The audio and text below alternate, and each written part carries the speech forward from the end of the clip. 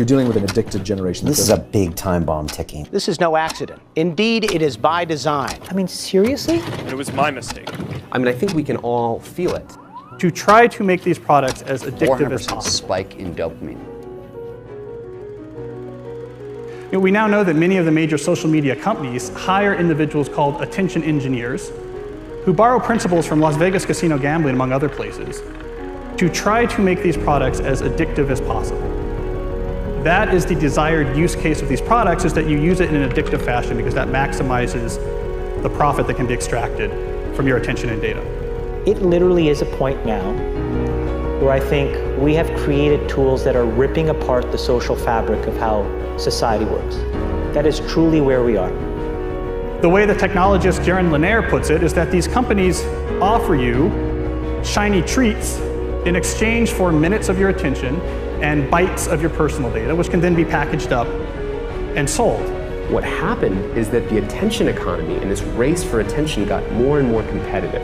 And the more competitive it got to get people's attention on, say, a news website, the more they need to add these design principles, these more manipulative design tactics, as ways of holding on to your attention. You don't realize it, but you are being programmed. Social media tools are designed to be addictive.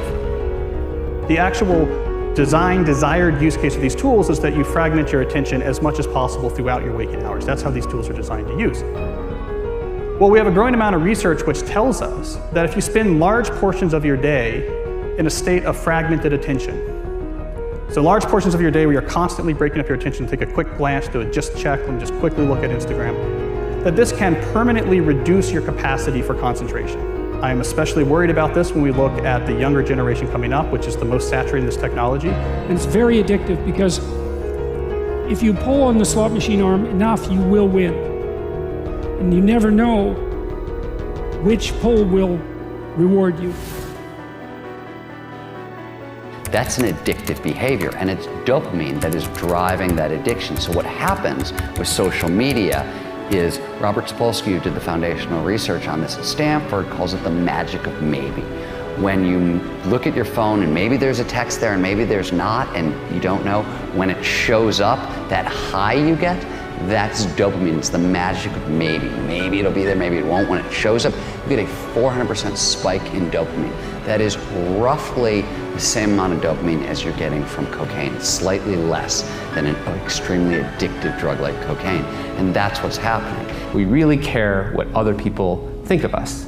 So for example, when you upload a new photo, a new profile photo of yourself on Facebook, that's a moment where our mind is very vulnerable to knowing what other people think of my new profile photo.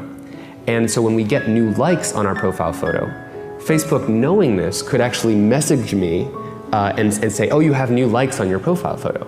And it knows that we'll be vulnerable to that moment because we all really care about when we're tagged in a photo or when we have a new profile photo. And the thing is that they control the dial, the technology companies control the dial for when and how long your profile photo shows up on other people's news feeds. So they can orchestrate it so that other people more often end up liking your profile photo over a delayed period of time, for example, so that you end up having to more frequently come back and see what the new likes are. And it's literally rewiring our brain. Even social media, the challenge is, with these terms like Facebook depression and everything, because what's that? This is social media depression because whereas everyone's looking at their feed and they're comparing their lives to other people, their highlights of other people's lives. Wow. And there's actually less life satisfaction, more sadness, depression, and stuff like that. And it's interesting because if you think about things that routinely produce a lot of dopamine, alcohol, for example. There's a drinking, right? We have a drinking. Alcohol releases a whole lot of dopamine. It makes you feel really, really good. We say, okay, you can have that, but you gotta wait. You gotta be 21 years old. We don't do that with social media. We're, essentially putting highly addictive drugs into the hands of kids before they have any natural defenses against them. And what you're seeing with internet addiction, with social media addiction, it's the same thing over and over. It's people trying to change their state of consciousness with a device, trying to get at the underlying neurochemical chemistry, and it's very, very addictive. And so I would say the problem with the gadgets, and they're amazing things, is that they interfere with they proximately interfere with medium to long-term goals, I would say. And so I think the first thing you have to do to bring them under control is figure out what it is that their use is interfering with. It has to be something important. Right? So you think, well, I want to do something important. Well, what is that? Oh, it could be personal. Maybe you want to have a relationship. You want to get married. You want to have kids. You want to have a career that's meaningful. You want to have a life. You want to have an Abrahamic adventure and be the father of nations, let's say. Well, you can't be ratting away on your cell phone and doing that. And so I think part of it is to set your sights high and make a plan and figure out who you could be and see if obsessive utilization of smartphone fits into that vision of nobility. And it will partly, because they're unbelievably powerful communication devices. But so often it's for lack of something better to do. And it also interferes.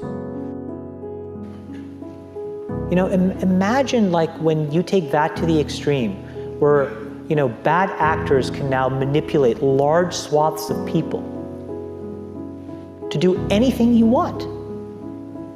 It's a really, really bad state of affairs. And we compound the problem, right? We curate our lives around this perceived sense of perfection because we get rewarded in these short-term signals, hearts, likes, thumbs up, and we conflate that with value and we conflate it with truth. And instead what it really is fake, brittle popularity that's short-term and that leaves you even more, and admit it, vacant and empty before you did it. Because then it forces you into this vicious cycle where you're like, what's the next thing I need to do now? Because I need it back. Think about that compounded by 2 billion people. And then think about how people react then to the perceptions of others. It's really bad. So we know from the research literature that the more you use social media, the more likely you are to feel lonely or isolated. We know that the constant exposure to your friends' carefully curated positive portrayals of their life can leave you to feel inadequate and can increase rates of depression. And something I think we're going to be hearing more about in the near future is that there's a fundamental mismatch between the way our brains are wired and this behavior of exposing yourself to stimuli with intermittent rewards throughout all of your waking hours. So it's one thing to spend a couple hours at the slot machine in Las Vegas, but if you bring a slot machine with you and you pull that handle all day long from when you wake up to when you go to bed, we're not wired from it. It short circuits the brain, and we're starting to find that it has actual cognitive consequences, one of them being this sort of pervasive background hum of anxiety. Here's the thing. The world we live in isn't real. Social media isn't real. And by design, social media rewards us for showing our best life. The edited, posed, champagne, Michelin star, holiday, orchestrated best angle of our life, the highlight reel. But you don't ever see real life, the 99% of our lives, the behind the scenes, the unglamorous, unfiltered, day-to-day, bland normality. And you end up comparing your behind the scenes to other people's fake highlight reel and using others as a mirror or benchmark for how you should look, how successful you should be, or how you should live.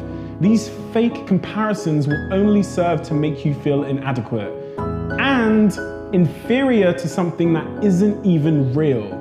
Research continually shows that comparing your life to someone else's creates envy, low self-confidence, low self-esteem, and depression. You compare yourself to other people every single day, consciously or subconsciously, and no matter what I say, you're not going to stop because comparing one thing to another is a natural human thing to do. Whether we want to admit it or not, a big reason why anything has value is because there's something worse or better to compare it to. Think about it. An old brick of a mobile phone with a big aerial is only considered amazing in a world before the smartphone. The horse and carriage is only considered a phenomenal mode of transport until the car comes along. The answer isn't to stop making comparisons, because unfortunately we can't control that. But you have to change the object of your comparison.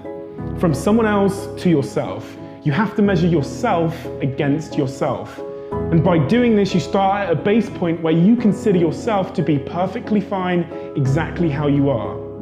But it also is the most effective, motivating, and healthy way to work to improve yourself. You'll become your happiest self when you stop putting pressure on yourself to be more like someone else, and when you start comparing real to real. We're in a really bad state of affairs right now, in my opinion. It is eroding the core foundations of how people behave by and between each other. And I don't have a good solution. You know, my solution is I just don't use these tools anymore. I haven't for years. It's created huge tension with my friends, huge tensions in my social circles. If you look at, like, you know, my Facebook feed, I've posted maybe 2 times in 7 years. 3 times, 5 times. It's like it's less than 10. And it's weird. I guess I kind of just innately didn't want to get programmed. And so I just tuned it out. But I didn't confront it. And now to see what's happening, it really bums me out.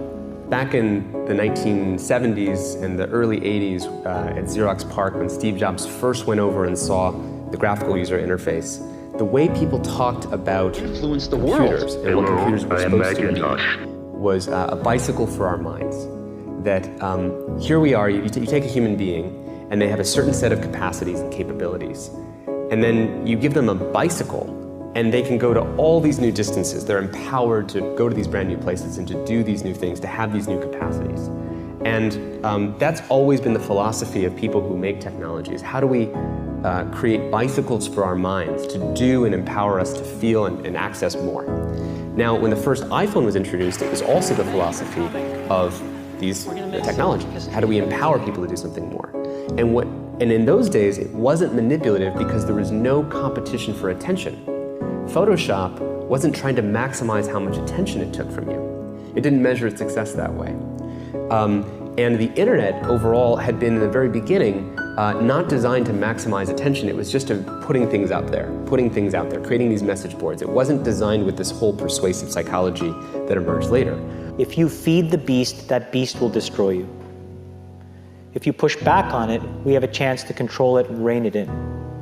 And it is a point in time where people need to hard break from some of these tools and the things that you rely on. The short-term dopamine-driven feedback loops that we have created are destroying how society works. No civil discourse, no cooperation, misinformation, mistruth. And it's not an American problem. This is not about Russian ads. This is a global problem. Mr. Zuckerberg, would you be comfortable sharing with us the name of the hotel you stayed in last night?